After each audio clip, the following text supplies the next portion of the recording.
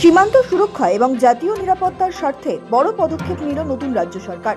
সোমবার নবান্নে প্রথম ক্যাবিনেট বৈঠকের পর মুখ্যমন্ত্রী শুভেন্দু অধিকারী সাফ জানিয়ে দিলেন, সীমান্তে কাঁটাতার বসানোর জন্য বিএসএফকে প্রয়োজনীয় জমি আগামী ৪৫ দিনের মধ্যে বুঝিয়ে দেবে পশ্চিমবঙ্গ সরকার।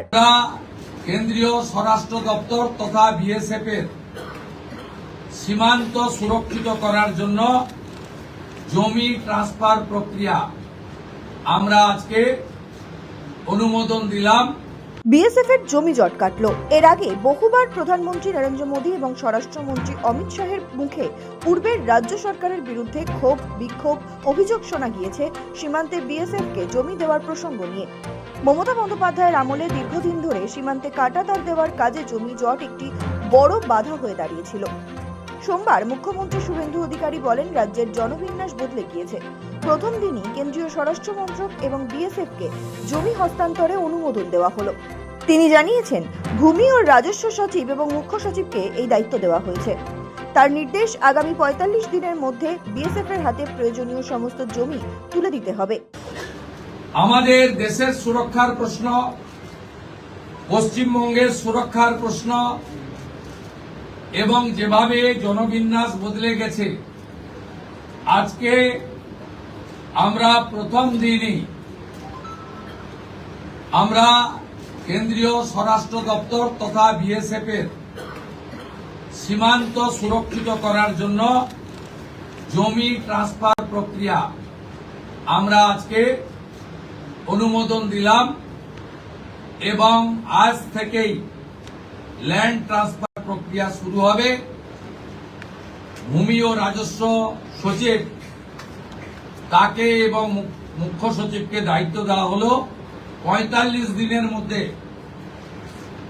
বিএসএফ এর প্রয়োজনীয় জমি হস্তান্তর সম্পূর্ণ করতে হবে, যা আমাদের কেন্দ্রীয় স্বরাষ্ট্রমন্ত্রী নির্বাচনের আগেই বলেছিলেন। এই কাজটা আজকে প্রথম ক্যাবিনেটে আমরা করলাম। জনগণনা নিয়ে বিস্ফোরক মুখ্যমন্ত্রী। সোমবার ক্যাবিনেট বৈঠকের পর মুখ্যমন্ত্রী শুভেন্দু অধিকারী পূর্বতন তৃণমূল সরকারকে তীব্র আক্রমণ করেন। তিনি অভিযোগ তোলেন, কেন্দ্রীয় সরকারের পাঠানো সেন্সাস বা জনগণনার ফাইলে নবান্নে ধুলো জমছিল। শুভেন্দুর কথায়, ১৬ জুন ২০২৫ সালে ভারত সরকারের স্বরাষ্ট্র মন্ত্রক থেকে জনগণনার জন্য চিঠি পাঠানো হয়েছিল, কিন্তু পশ্চিমবঙ্গ সরকার সেই ফাইল ফেলে রেখে দিয়েছিল।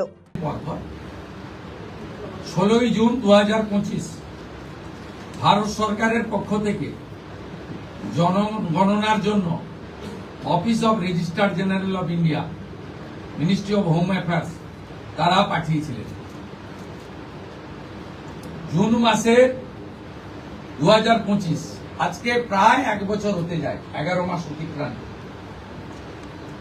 পশ্চিমবঙ্গ সরকার এই ফাইল ফেলে রেখেছিল। শুভেন্দু বলেন, এরা শুধু পশ্চিমবঙ্গের সঙ্গেই নয়, দেশের সংবিধানের সঙ্গেও বিশ্বাসঘাতকতা করেছে। এদের মূল লক্ষ্যই ছিল জনগণনা আটকে দিয়ে মহিলাদের অধিকার থেকে বঞ্চিত করা। কিন্তু যে তথ্য আমাদের এই হাতে আছে,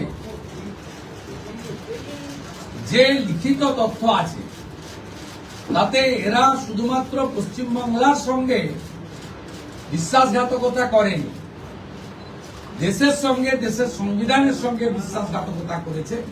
এবং এদের মূল লক্ষ্যই ছিল এই জনগণনা আটকে দিয়ে মহিলা সংরক্ষণ যাতে ভারত সরকার করতে না পারে, মহিলারা যাতে বিধায়ক সাংসদ না হতে পারে, সেজন্যই এসব করে গেছে।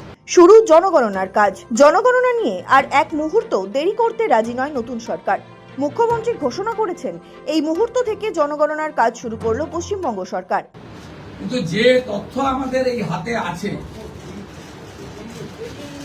যে লিখিত তথ্য আছে, তাতে শুধুমাত্র পশ্চিমবাংলার সঙ্গে বিশ্বাসঘাতকতা করেনি, দেশের সঙ্গে, দেশের সংবিধানের সঙ্গে বিশ্বাসঘাতকতা করেছে। এবং এদের মূল লক্ষ্যই ছিল এই জনগণনা আটকে দিয়ে মহিলা সংরক্ষণ যাতে ভারত সরকার করতে না পারে, মহিলারা যাতে বিধায়ক সাংসদ না হতে পারে, সেজন্যই এসব করে গেছে। আজকে আমরা এখনই জনগণনা সংক্রান্ত ১৬ June ২০২৫ ministry of home affairs, office of registrar general India তাদের পাঠানো সার্কুলারকে আমরা এখনই কার্যকর করলাম। এই মুহূর্ত থেকে জনগণনার কাজ, তার প্রক্রিয়া পশ্চিমবঙ্গ সরকার আজ থেকে এই মুহূর্ত থেকে করলো। এটি প্রশাসনিক নির্দেশে হলো। শুভেন্দুর এই পদক্ষেপের ফলে একদিকে যেমন রাজ্যের সঠিক জনসংখ্যার পরিসংখ্যান মিলবে, তেমনি কেন্দ্রীয় প্রকল্পগুলির সুবিধা বন্টন আরও স্বচ্ছ হবে। একদিকে যেমন সীমান্তে অনুপ্রবেশ রোধে কাঁটাতারের বেড়া দেওয়া বিএসএফ এর অন্যতম প্রধান দাবি ছিল, যা জমি সমস্যার কারণে থমকে ছিল, সেই জট এবার এক প্রশাসনিক নির্দেশে খুলে দিলেন মুখ্যমন্ত্রী। অন্যদিকে জনগণনা শুরু হওয়া মানেই রাজ্যের প্রশাসনিক পরিকাঠামোয় বড়সড় রদবদল আসতে চলেছে। সব মিলিয়ে মুখ্যমন্ত্রী শুভেন্দু অধিকারীর ঘোষণা থেকে পরিষ্কার, কেন্দ্রের সঙ্গে সংঘাতের পথ ছেড়ে সমন্বয়ের মাধ্যমেই উন্নয়নের চাকাকে এগিয়ে নিয়ে যেতে চায় তার ক্যাবিনেট। শৌভিক সান্যাল ও অর্পণ সিংহের রিপোর্ট, সময় কলকাতা।